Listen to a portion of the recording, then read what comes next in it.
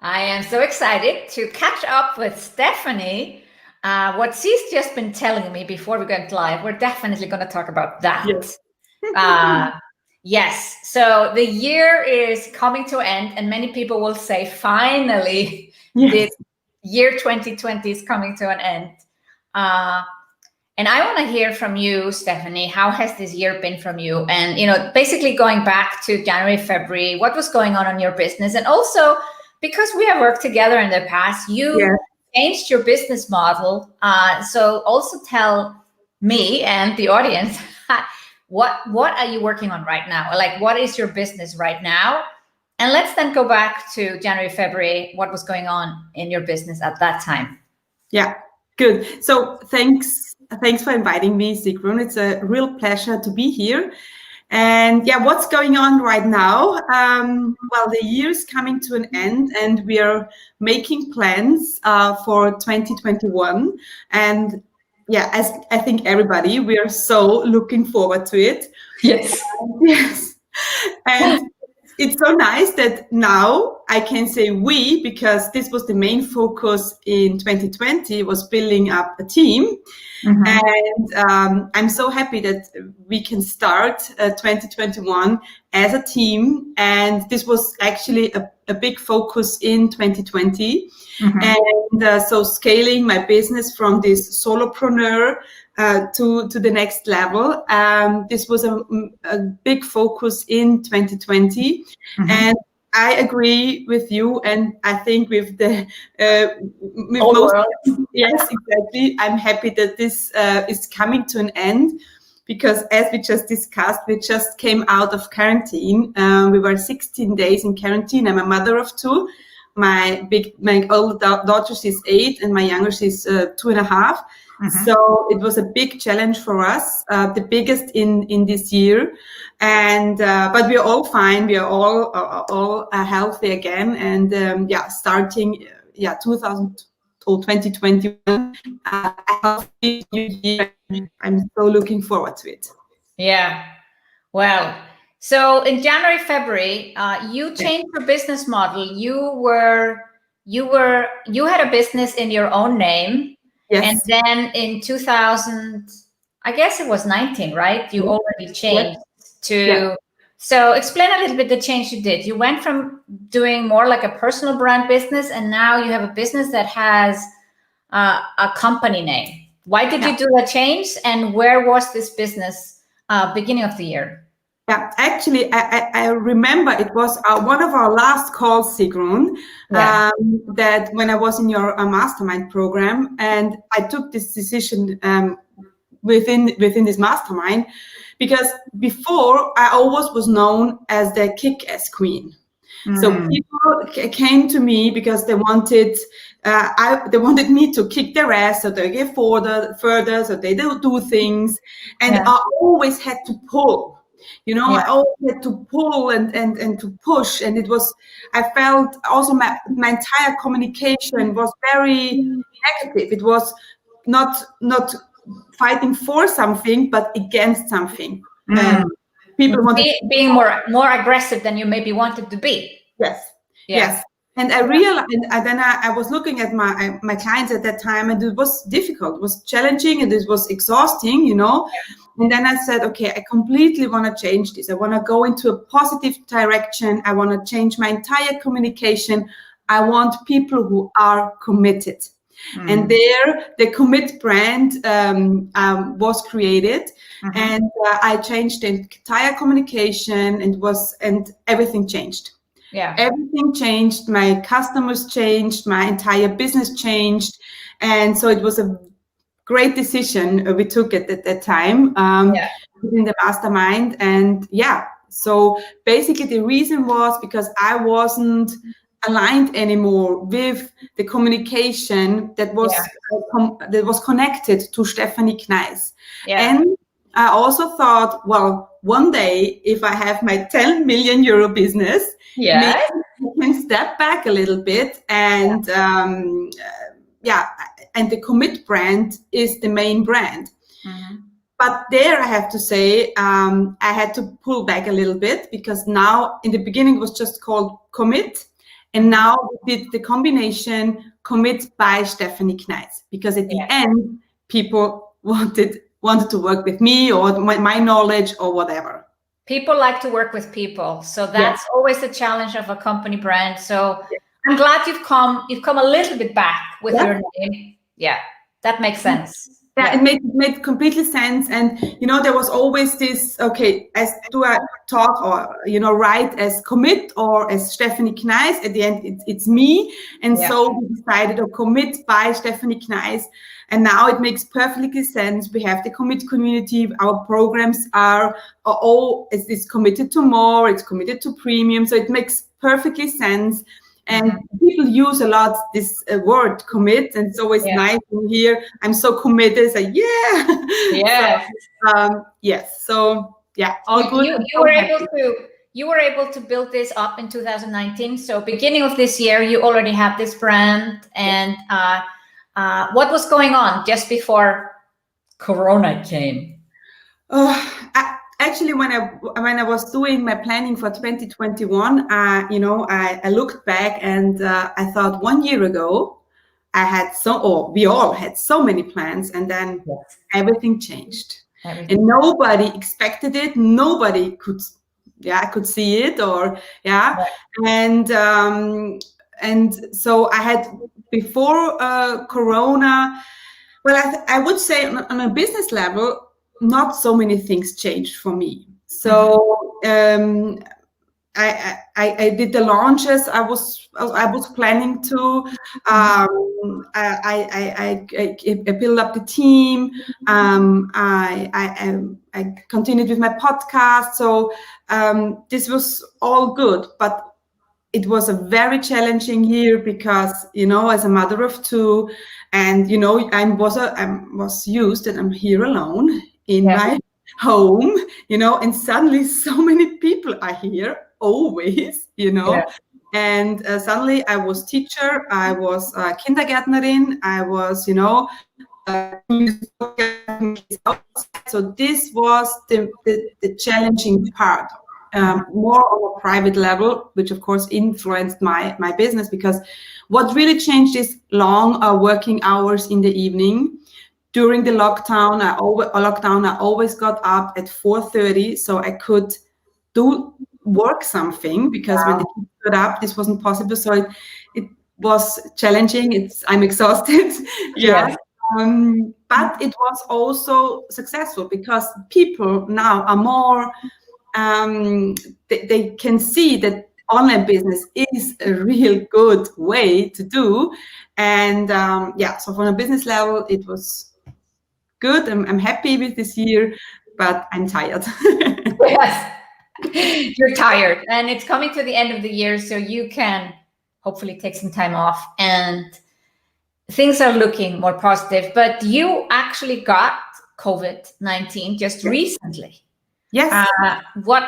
Because you are basically the first person I'm interviewing. Like, I know a couple of people, like my niece got it and things like that. But explain a bit how this was for you and your family to actually get Corona. It was absolutely crazy because we are, all the rules, the lockdown, don't see other people, stay at home. We all did that. And just one day, it was, I think, the 16th or the 17th of November, Austria went into a second lockdown. My mother came and she said, I bring you some food, and as we say goodbye to the kids, and then we are all going into lockdown, as we have to do. Yes. And this is where my mother, how would you say, infected me? Infected you. Me and my husband with Corona. It was 1 hour. Nobody expected it. She didn't know at that time that she was positive. The next day she called me and said, Stefanie, I'm sick. I said, what? And then everything, that was my husband, me, the kids, we don't know because we didn't get them tested, and my entire family. So what shall I tell you? It was, you hear it on the news, and of course it's real, but suddenly it's in your home. Yeah. And it's a completely different story. Suddenly my husband, he had some stronger symptoms than I did. I was quite fine. My mother, we are all healthy again, so all is fine. Yeah. But I was so happy that I didn't, for instance, the neighbor, she wanted to play with my daughter. I said, no, we're in lockdown, we do all the social distancing. Thanks God. Yeah, otherwise you would infect more people. More people. And without the first 5 days without knowing. And so, so we are happy that, basically with the lockdown, it saved you in some ways that you wouldn't infect others, because I think that's what most people are worried about. It's for most people, I think it's less about themselves, but not infecting others. Yes. Yeah. Yeah, and now when the kids after Christmas they go back to school, there's like this topic around get the kids tested, and I said I definitely will do this because and I explained to my daughter, I said we want to protect other people. It's not about us. It's about other people. It's about people who could die, who go into intensive care, who can have severe problems, and so it's our responsibility to protect each other. Yes. And so wow. Yeah. We feel like we are in the end sport, like it's the finale, the final phase, and getting sick now is kind of like not getting sick in March, April, May, June, July, August, everything, and now then in November, December. And that's what a lot of people are worried about. Here in Iceland, the infections are down to 5 new cases a day. So we're doing really well. There has never been a lockdown, but there's been a slowdown. And there is fitness centers and bars are closed. Restaurants are open, but they have to close at 10 and take no new visitors as of 9 p.m. They're basically trying to ensure that people are not drinking alcohol and, not knowing what they're doing, and that seems and sports centers and fitness centers, that's also where a lot of infections have come from. But it feels like people are having so much hope now because the vaccine is coming and everything that they might relax too much. What do you say to those who are, let's save a few more people not to get infected? No. We see the same. For us, it's because my mother, she was, she was like, okay, completely worried. Oh, Ma, I infected you. I said, okay, it's not your fault. You didn't know. And then she asked me, how did this happen? I said, because we were in family and we felt safe. Yeah. And this is why you get infected. You don't get infected. You take care in restaurants, you take care in the supermarket, you take care. But when you're at home with your family, or when you're at your workplace or, with your team, then you feel safe because it's your normal environment, And this is where you get infected, or at school, At school, of course, kids, they play and this is what, what's my message or what I learned. You don't get infected somewhere else. You get infected in your house or with your family. And this is what everybody should think about when being with your mom or your dad, like it happened to us, And so for us, it's not over. For us, it's not over until it's over. But when it's over, next year I'm having my 40th birthday in June, and I'm still thinking, well, I'm planning, but who knows? It can.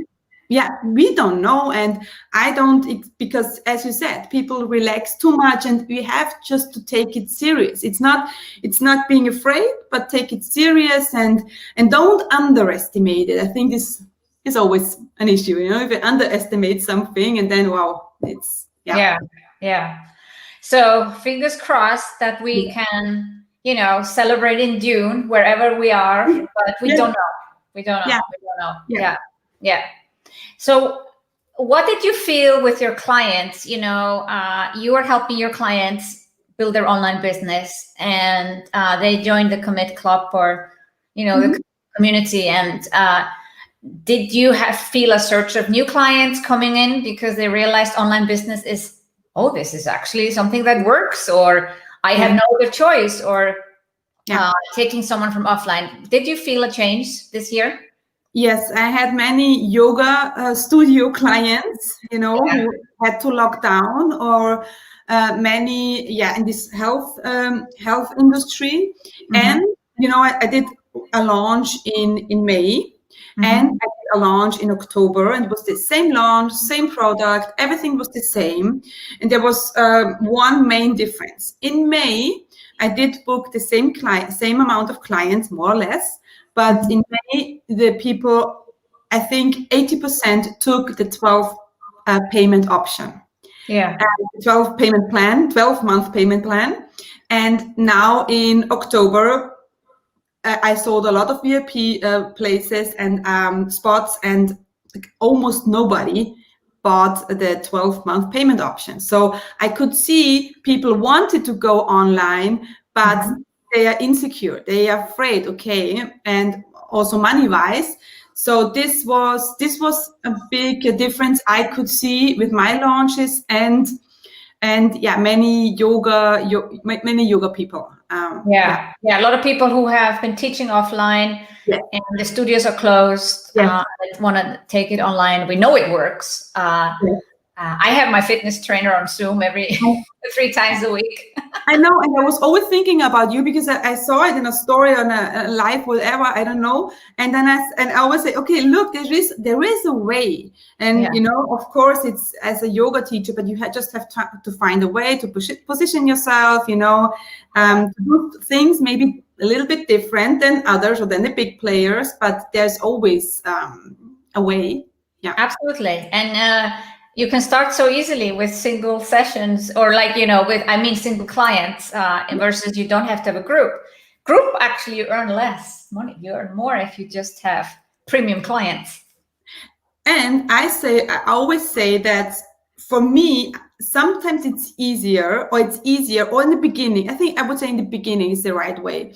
In the beginning, it's easier to sell one premium client than to sell one online course per click.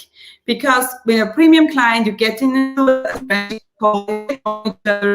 trust you easier, but it's safer than buying an online course per click. So people always think, I do an online course and that's the solution to everything. But sometimes it's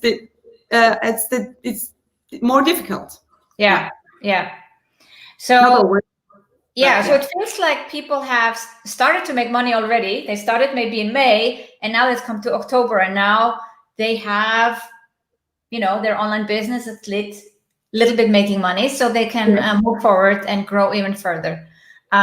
What is your sense for 2021? Like, have things changed? Like, will we ever go back to normal? I was discussing this with my husband, and I don't think so. Maybe today, actually, when we brought our kids to school on the way back, maybe we will have health passport. And when traveling, you need to show your green passport, I think they call it. Yeah, I think they call it green passport. Those who have gotten the vaccine. Yeah, I think Israel is doing it already. Israel is taking a big move there. And I think we said maybe this is the new normal. In some countries you had it already, like going into Costa Rica, you had to show that you got the pass, the vaccine pass.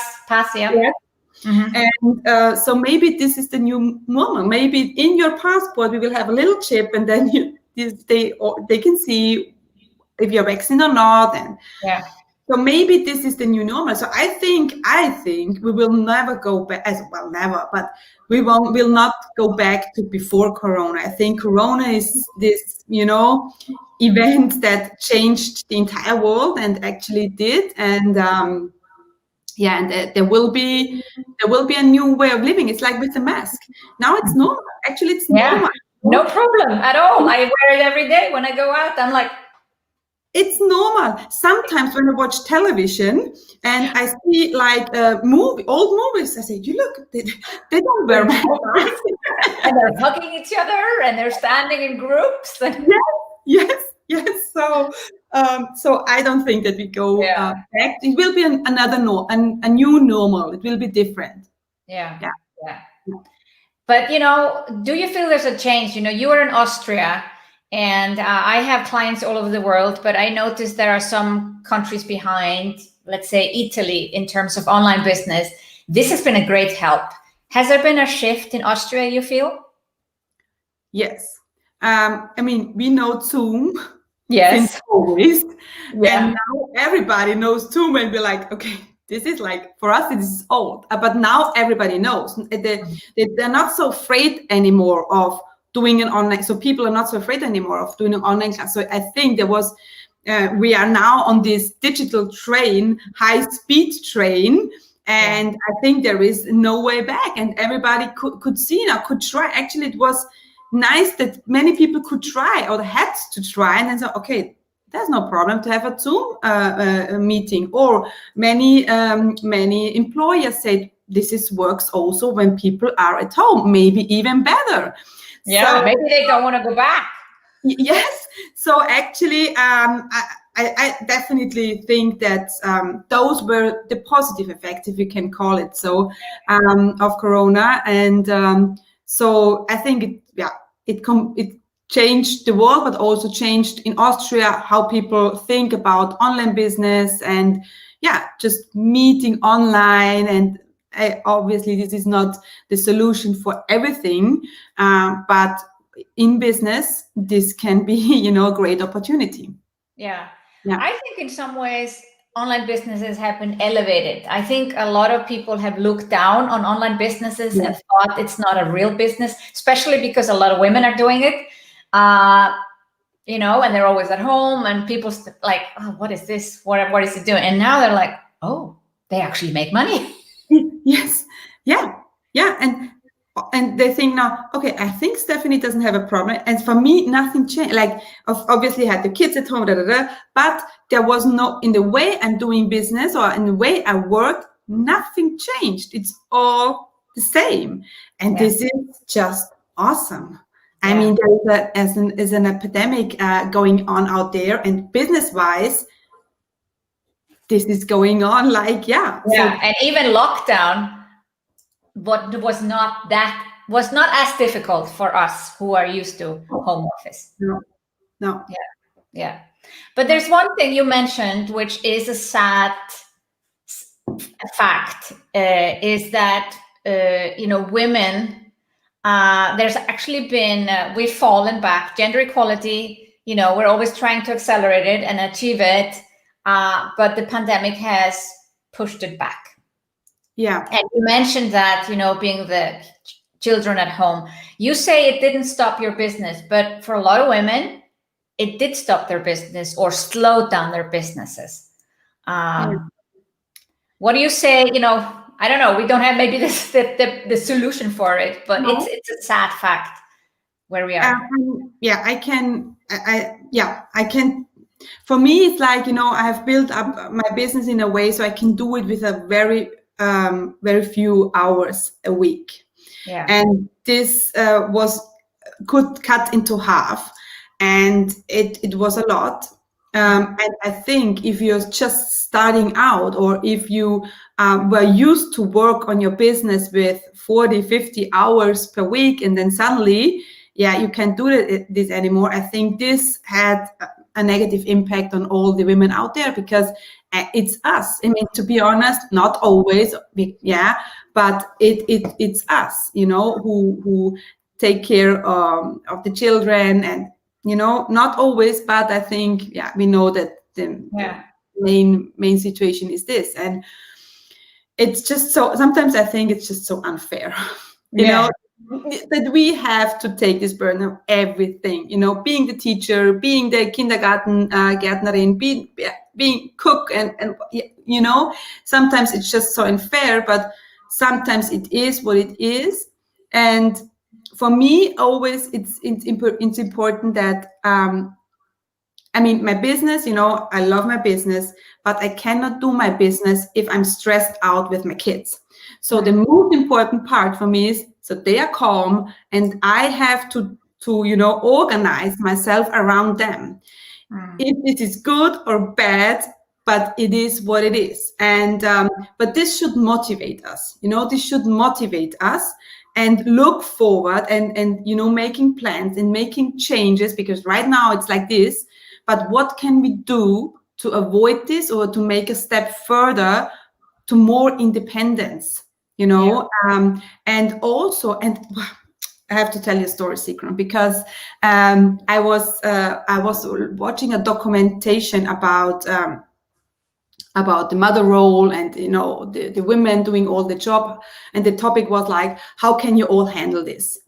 And what we can do right now to change the situation is to change our kids, to teach them, I have 2 girls, to teach them that they can do whatever they want. And actually what I did, for my 3-year-old, Camilla, I bought her a princess dress, and I brought her a toolbox, so she can repair. I said, this is the best example. This is what we have to teach them. She can take the princess dress, but she can take the toolbox and she can start be whatever she wants. And this is where we have to start, I think. So it's not with us, but it's the kids. We have to teach them that, or women or girls, that they can do whatever they want and to fight for their independence, and go for more independence and not being so dependent. And I think you too, how often do we hear, I have to ask my husband? I'm going crazy if I hear this. Yeah. This is, and this is what we can change by, teaching and educating our kids. Yeah. And being as much role models as we can. Because they are looking up to us. And if I think back on my childhood, I think I wouldn't be where I am today and do what I do if I hadn't seen a female president, or I had seen Björk become famous international singer. So I think it's up to all of us to do whatever we can to be the best role model. So if we don't want our children, I have stepsons, and I'm like, you have to know how to cook, you have to know how to clean, you're gonna wash your own clothes. They were doing their own washing when they were 10. Maybe I'm the tough stepmother that does that, but they were laying the table when they were 5 years old. It's up to us to both be a role model, but also teach our kids the best way. But Corona has kind of, it's brought up some things that just emphasizes how important that job is. Yes, and maybe take it as, okay, I'm going to work and fight for my own business, because this is what I love about my own business. It's mine. I build it all up. It's mine. And there was obviously my husband, he supported me, and he, I had his back always, but I did all this. And it's so nice, when my daughter, last time she brought me a drawing, and she drew my logo, and it's like, look, mommy, there is commit. I said, good job, girl. Fantastic. Yes. That already shows that you are a role model for her, and I hope so. Yeah. I hope so. And that is a perfect ending to our interview. Yes. Thank you for coming on, Stefanie. It's been wonderful to catch up. And thank you all for watching. Thank you so much for having me, Sigrun.